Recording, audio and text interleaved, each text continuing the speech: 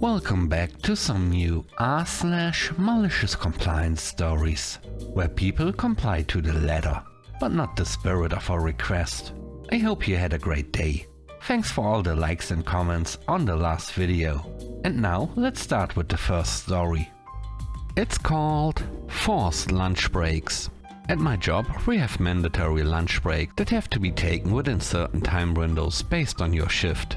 I'm an operator, which means I can't just walk away from the job when the clock says it's lunchtime. My role is to keep the plant running smoothly and make sure nothing goes sideways with the equipment. With our old manager, this was never an issue. If I got caught up with something and forgot to clock out for lunch, I just fill out a quick internal survey afterward that basically said, yes, I took my lunch, I just didn't clock out. Payroll would adjust accordingly and life went on.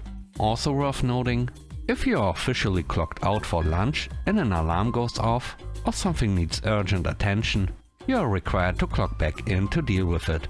Then you can either start your lunch break over again from scratch or fill out the same survey and just get paid for your time.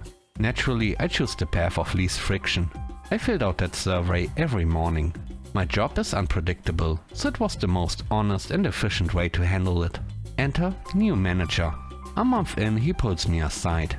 You haven't been clocking out for lunch. That's not acceptable. I explain the survey system. He says that's only for the occasional missed lunch. I point out that the wording says, I voluntarily choose to skip my meal. There's no only sometimes clause. He doesn't care. Start clocking out. I've got a 2-hour window to take a half-hour lunch, so I start waiting until the last 30 minutes of that window. Then I watch one specific piece of equipment that I know tends to drift into nuisance alarm territory around that time.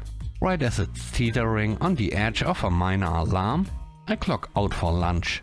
And like clockwork, 5, maybe 10 minutes later, beep beep beep, alarm goes off. Gotta clock back in and address the issue. Oh no, not enough time to start a new 30-minute lunch before my window closes. Guess I'm getting paid for my lunch again. This happens every single day, for 2 weeks straight. New manager tried to ignore it, until his boss, who used to be my old manager before his promotion, comes down and casually asks, hey, why did you stop filling out the lunch survey? I tell him new manager told me not to use it anymore. He just rolls his eyes and says, go back to using the survey. Never heard another word about it. And the cherry on top, we just got new time clocks. And now, when we clock out, it actually prompts the lunch survey right on the screen. So now all I have to do is click OK, confirming that I took my lunch at some point, and I'm good to go. The next story is called Stay in Your Lane. The purpose of the meeting was simple. Figure out how we were going to recover from a major issue on the manufacturing line that had slashed production throughput by 50%. No, I wasn't on the production team. I was there in my role as the design engineering lead for the project, mostly to stay informed and offer support where needed. The root of the problem? Software issues in a batch of older assembly units that made up half the production lines. The manufacturing director estimated it would take 7 to 10 days to patch, test and confirm functionality. I had a suggestion, not a small one, mind you, an expensive one. I said we should contact the manufacturer of the newer working assembly units and see how fast they could deliver and install replacements for the faulty ones. Costly, yes, but faster, more reliable and ultimately better for long-term production stability. That's when the VP running the meeting looked me dead in the eye and said, stay in your lane. You don't know anything about the real work done around here. Now what he didn't know or didn't care about was that before I transitioned to design engineering, I spent nearly a decade in manufacturing. So yeah, I actually knew quite a bit about the real work. And I also knew, based on experience, that the 7-day estimate was complete and utter BS. In reality, it was going to take at least 3 weeks to sort it out. And that was if nothing else went wrong. But hey, I'd been told to stay in my lane, so I did. I kept my mouth shut for the rest of the meeting. Afterward, I told my director that the production team clearly had it under control and that I'd bow out of the situation. Then came the cherry on top. An email thread circulated to all meeting attendees, including my director, rehashing the discussion. My ridiculous suggestion was quoted, and I replied simply, "Totally agree, I'll stay in my lane. Best of luck moving forward." And I moved on to a new project. 3 weeks later, after multiple failed attempts to update the outdated assembly units, the company finally bit the bullet and started replacing them with new ones, just like I'd originally suggested. 3 weeks after that, production was crawling back up, 75% throughput.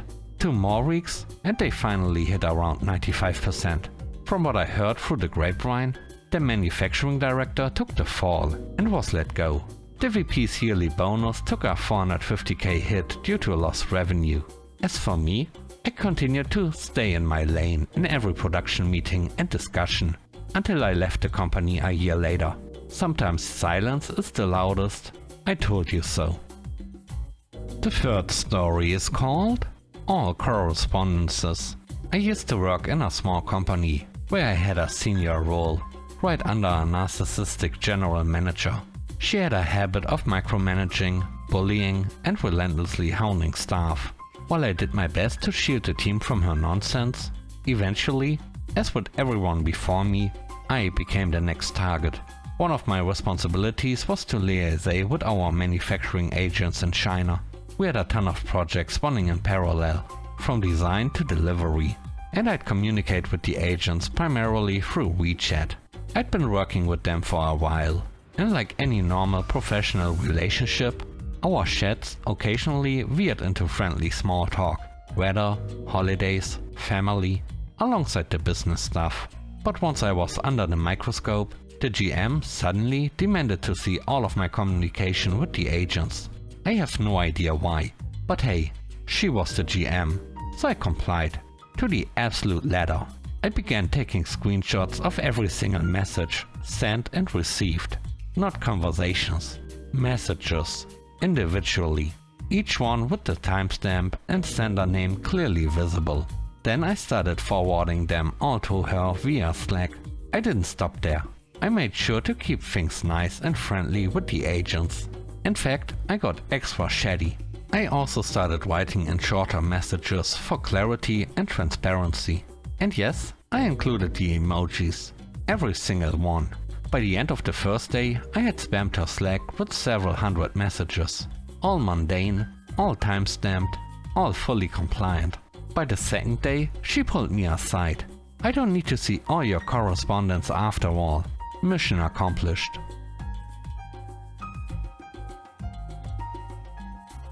The last story is called Working from Home.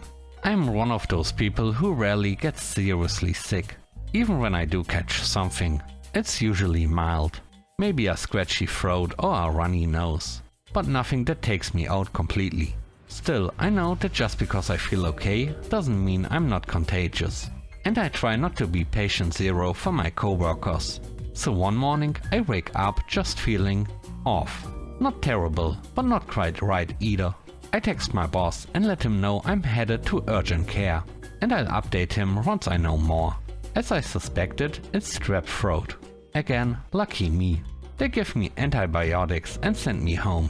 I call my boss and ask if I can just work from home for the day. My job is 100% remote compatible, and I wanted to keep things moving while not spreading germs. "No, you either need to take a sick day or come in." "Alright then."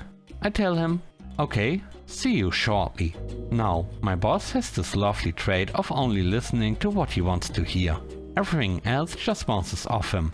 So I show up to the office, masked up, and head straight to his office.